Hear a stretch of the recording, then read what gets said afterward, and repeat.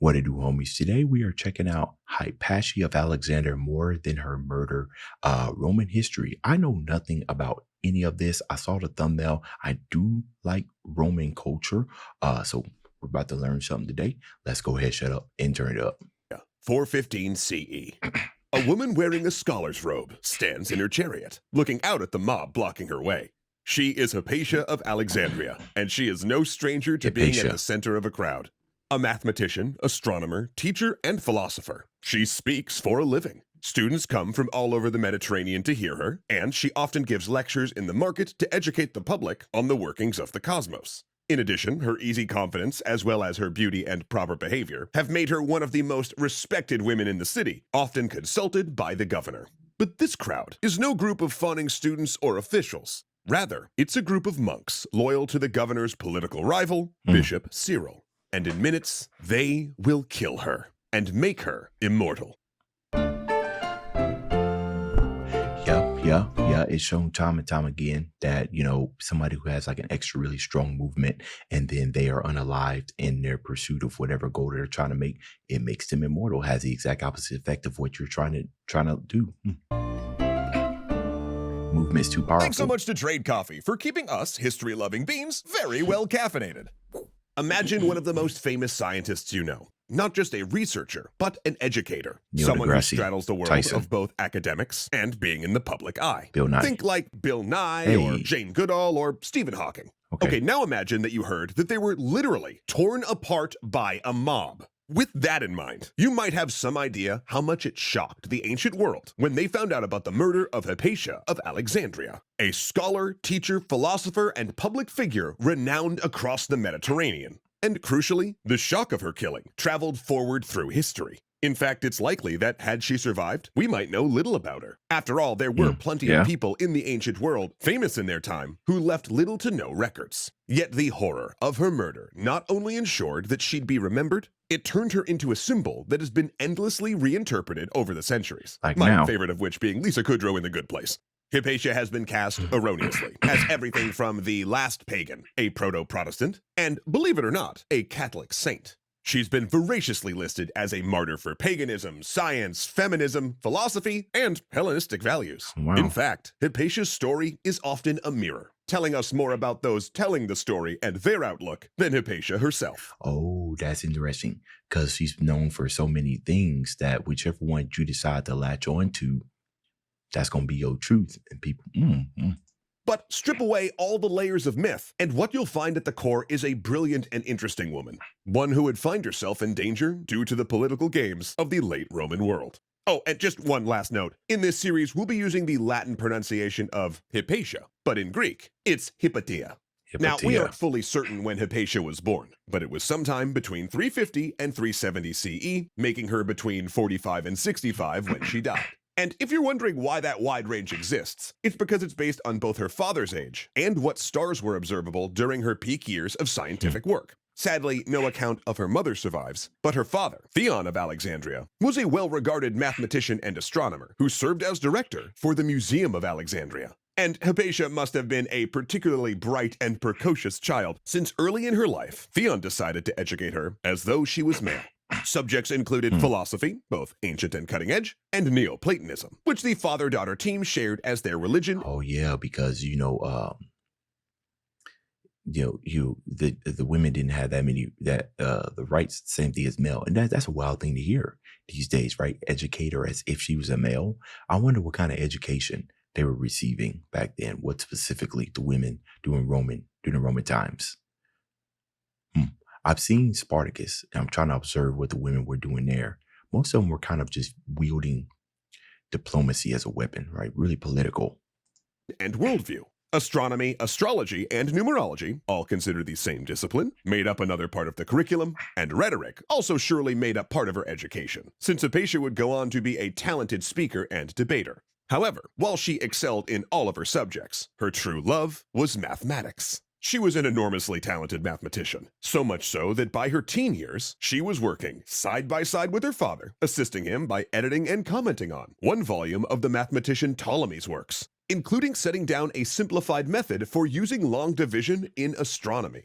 Now, it should be noted that a female academic was not unprecedented in Alexandria. A manuscript mentions an earlier mathematician working and teaching in the city, Pandrosian, who had developed a method of doubling the cube. However, this is really all we know of Pandrosian, and even her gender is only discernible from the fact that an author, writing to, of course, criticize her methods, uses a female form of address. And while it's generally assumed that Pandrosian died before a female form of address, what does that look like?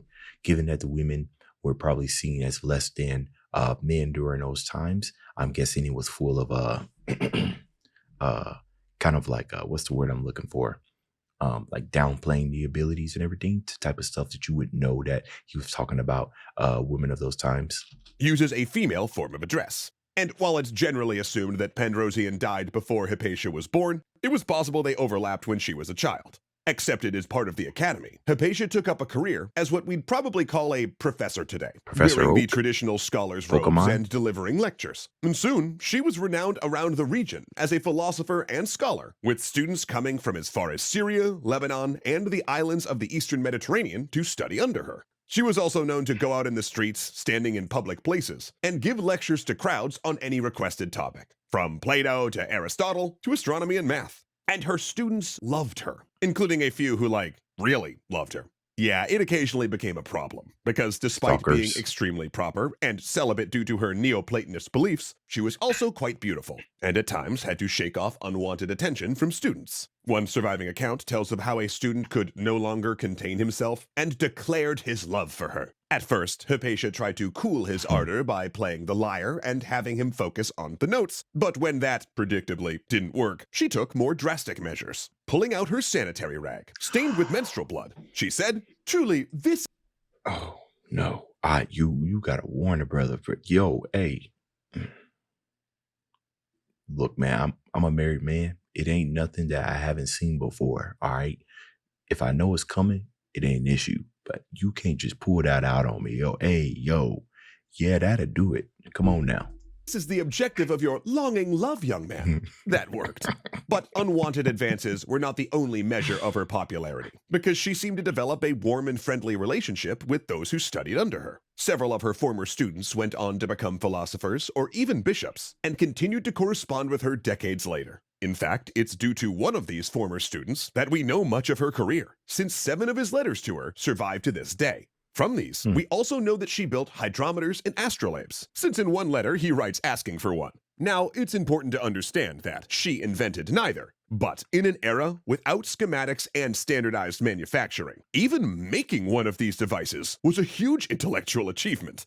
Meanwhile, she continued to edit and write commentaries on earlier mathematical works, none of which survive, which was just what scholars did at the time. During Theon and Hypatia's era, the focus was less on making new discoveries than it was preserving, understanding, and passing down knowledge from Alexandria's golden age. See, while Alexandria still had its museum and lecture halls, its academy and famous library, the city and its institutions had suffered centuries of decline. It started when Caesar conquered the city, triggering a fire that burned a significant part of Alexandria. Though pop culture often claims that the Library of Alexandria was burned during this time as well, we know that at least a significant part of it survived. However, the library had been an imperial prestige project by the Hellenistic Ptolemies, and the Romans didn't invest in it sufficiently. No more were ships being sent to collect works from all over the Mediterranean, or merchants required to hand over any books aboard their ships for copying. So it's most likely that in the 3 centuries between Caesar's arrival and Hypatia's birth, that the collection shrank, as natural decay, theft, wear and tear, and probably small disasters like leaky roofs and insect infestations took their inevitable toll.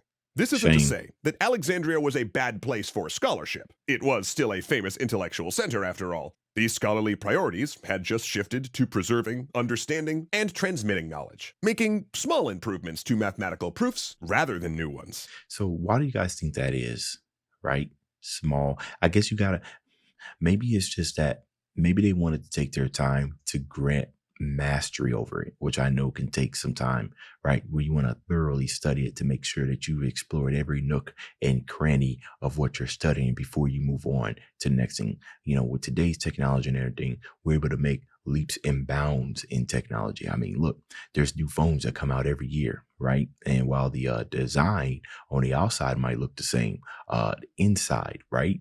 changes in the processors and stuff like that, getting smaller and smaller. Before you know it, airphones are actually going to exist. But back then, things moved much slower. So that could also be it. That restiveness was mirrored politically as well. For the Romans, Alexandria was notoriously hard to govern. For when Alexander had founded it, he declared that all people would be equal there. So it had a long tradition of ethnic, religious, and linguistic diversity. Moreover, it was known for having a particularly active street politics scene, its populace always ready for a good riot. And Alexandria was in a riotous mood during Hypatia's lifetime, especially as Christian groups increasingly came into conflict with the city's pagan and Jewish populations. Now, these were conflicts Hypatia generally avoided. We'll go into more of this next episode, but while technically pagan, she belonged to a sect of Neoplatonism that believed in a sort of nebulous godhead and universal intellect, but contained little ritual and no traditional pagan gods. And crucially, it was a philosophy that was separate from, but also completely compatible with Christianity, and one that allowed her to teach both pagan and Christian students as a sort of bridge between two communities. So while Hypatia was technically a pagan, in the eyes of outsiders, she was an inoffensive one. You know what? That's actually very educational of her, right? Because that's one thing that teachers do is they find a way to kind of bridge the gap between the students that they're teaching, not necessarily kind of a one size fit all, but being a little bit more fluid with your teaching to make sure that whatever you're educating reaches people's ears, no matter what their beliefs or what their standing in life is. So that's very smart. Hypatia was technically a pagan. In the eyes of outsiders, she was an inoffensive one. But the winds in Alexandria were shifting. All across the Eastern Roman Empire, the push was increasingly to eradicate paganism, enforce the unity of Christian belief, and especially wrest more political power from civil authorities. A situation that would see her Neoplatonist philosophy under threat, a pagan temple sacked, and eventually lead to a major standoff that would foreshadow her brutal murder. Now, as you can imagine, that is a lot of info we're gonna cover. So before I dive into starting that episode, I think I'm gonna go snag my second cup of coffee. No one likes a narc, Zoe. 6 cup of coffee. Now, you probably know this by now, but the Extra History crew runs on coffee. And that goes double for me. So luckily, I've got some coffee Trade. before They I deliver came me here. fresh coffee, roasted. Okay, is that kind of like the end of it? Oh, so he puts this in different types of episodes. Okay, well, look, guys, I don't mind like doing some more reactions. This is my first time on this channel. Go ahead and hit a subscribe button if you guys want to see the next episode of this, because I do see one that's just released yesterday. Let me know that down in the comments. Dave's out.